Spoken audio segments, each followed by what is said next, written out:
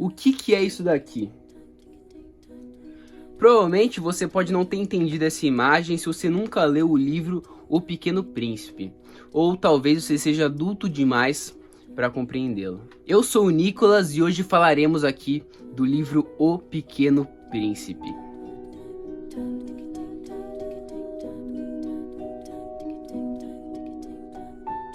Quem acompanha aqui o canal sabe que eu trago vídeos aqui sobre livros. Eu comecei a ler mesmo durante essa quarentena. No último vídeo sobre livros, eu falei que leria O Pequeno Príncipe. Mostrei o livro e falei que leria.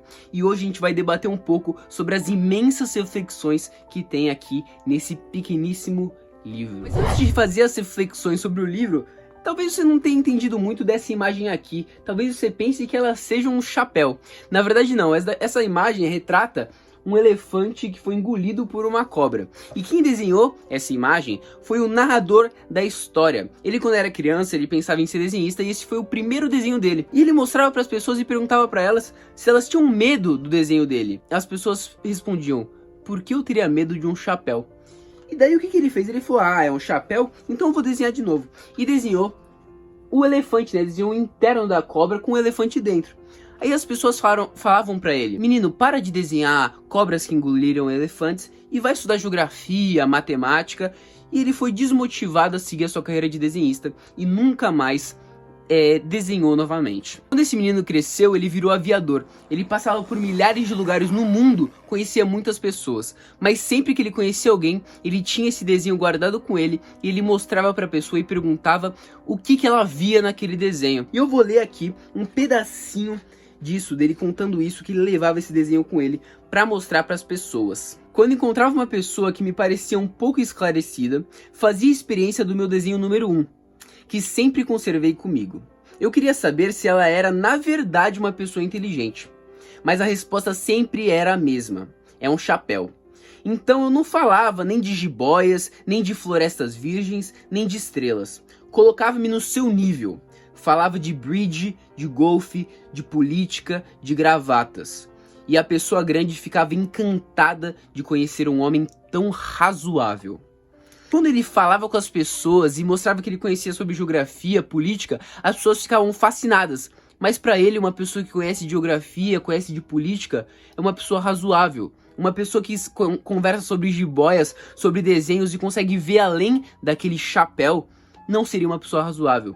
E normalmente, né, aqui no livro ele fala que quem consegue fazer isso, ver além, são as crianças. No livro ele reflete bastante sobre o adulto em si, ou melhor, sobre as crianças que esses adultos já foram. Os adultos só gostam de número, só gostam de coisas exatas. Eles não veem beleza nas coisas que uma criança vê beleza. Por exemplo, se uma criança conhece um amigo e vai apresentar para os seus pais não perguntam se ela coleciona borboletas ou qual é o tom de sua voz. Eles perguntam quantos anos ela tem, quantos irmãos, qual é o trabalho do pai, sabe, coisas mais objetivas. E ele faz uma crítica a isso, falando que os adultos eles têm que voltar a ser a criança que eles eram antes. No meio de tantas reflexões, de tantas viagens que o narrador fez, conhecendo pessoas e vendo que elas eram razoáveis, um dia ele estava passando por cima do deserto do Saara de avião e o seu avião falhou, né? Ele caiu dentro do deserto do Saara, num lugar inóspito, onde não tinha vida ali,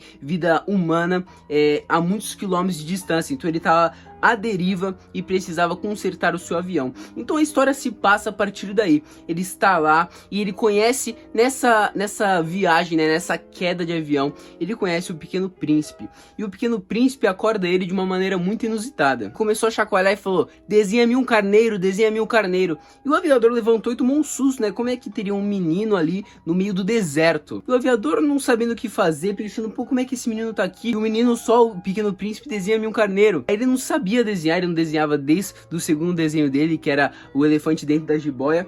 Ele resolveu pegar o desenho e mostrar pro menino o desenho do chapéu, né, da jiboia que engoliu um elefante.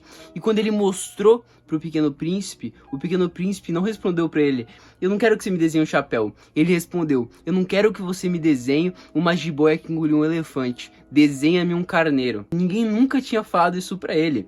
Mas na hora ali ele tentou desenhar carneiros aqui, ó, como vocês podem ver. E o menino falava: não, não, desenhe-me um carneiro. Até que ele desenhou uma caixinha com 3 furinhos. que seria onde o Pequeno Príncipe poderia colocar esse carneiro. E o Pequeno Príncipe ficou maravilhado. Ele falou: é isso que eu queria, obrigado, obrigado. E ficou com aquele desenho daquela caixa. Eles foram passando o tempo, eles foram ficando amigos, e o Pequeno Príncipe foi contando um pouco da história dele. E ele contou que ele vivia num planeta que só morava ele. Tinha alguns vulcões, tinha um baobá, que era como se fosse uma árvore que, se você deixasse ela crescer muito, ela estragava, ela cobria o planeta inteiro. Então ele tinha que sempre cortar na raiz aquele baobá. Ele contou um pouco de onde ele morava e contou que lá brotara uma rosa. E ele teve que viajar porque a rosa era meio vaidosa e ele queria pensar um pouco na vida, e ele abandonou a rosa dele lá no planetinha dele. E quando ele saiu, né, começou a viajar, ele começou a passar por vários planetas, conheceu várias pessoas, e em cada planeta que ele passava, ele tirava uma conclusão: que os adultos são muito estranhos. Ele ficava assim, meio perplexo de como essas pessoas viviam e o que era importante para elas. E ele ficava meio intrigado de como esses adultos, né, que todos que ele conheceu eram adultos, tinha uma visão, uma perspectiva de vida muito diferente da dele. E cada vez mais ele ficava com saudade da rosa dele, da rosa indefesa que ele deixou lá no planetinha dele. Depois de passar por tantos planetas, conhecer tantas coisas, se você quiser saber exatamente, né, você vai ter que ler o livro. Esse vídeo é uma apelação para você ler O Pequeno Príncipe. Mas depois, quando ele chegou na Terra, né, depois de passar pelos planetas, ele ficou bastante tempo na Terra antes de conhecer o aviador. E nesse tempo que ele ficou na Terra, ele estava passeando e se deparou com muitas rosas. Só que quando ele morava lá no planetinha dele, quando ele tava lá com a rosa dele, ela falou que ela era única no mundo.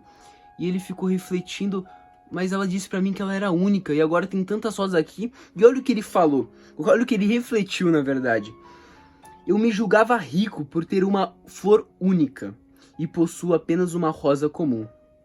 E depois disso ele chorou. Ele ficou bem triste por ver que a rosa dele não passava de mais uma rosa. Mas depois de um tempo ele conhece uma raposa, que é muito importante nesse livro. E a raposa ensina pra ele o que é cativar. E até vem aquela frase muito conhecida: tu te tornas eternamente responsável por aquilo que cativas. A raposa ensina pra ele o que é cativar e dá uma lição pra ele. E diz que a rosa dele é única sim, independente de existir milhares no mundo. Foi o tempo que tu perdeste com a tua rosa que a fez tão importante. Então ela fala que não é o fato de existir uma única no mundo que vai fazer a sua rosa importante.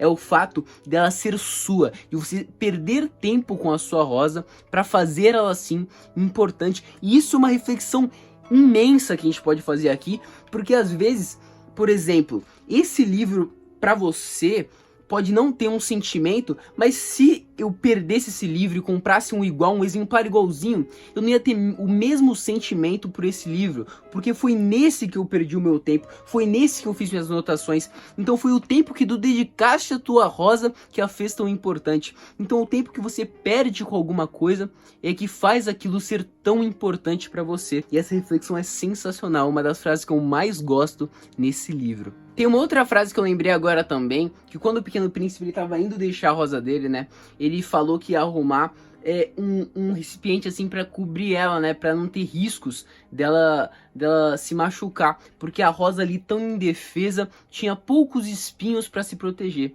Aí olha o que a rosa fala: é preciso que eu suporte 2 ou 3 larvas se eu quiser conhecer as borboletas.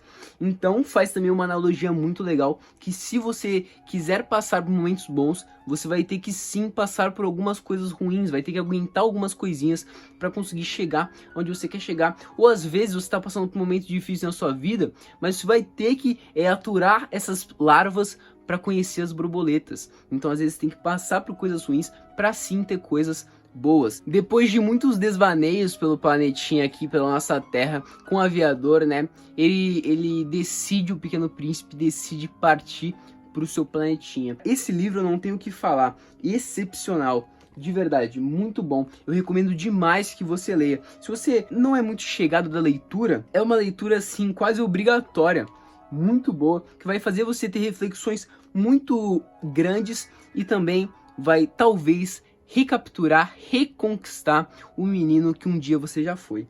Então, eu recomendo demais que você leia O Pequeno Príncipe. Muito obrigado por assistir esse vídeo e até a próxima. Fui.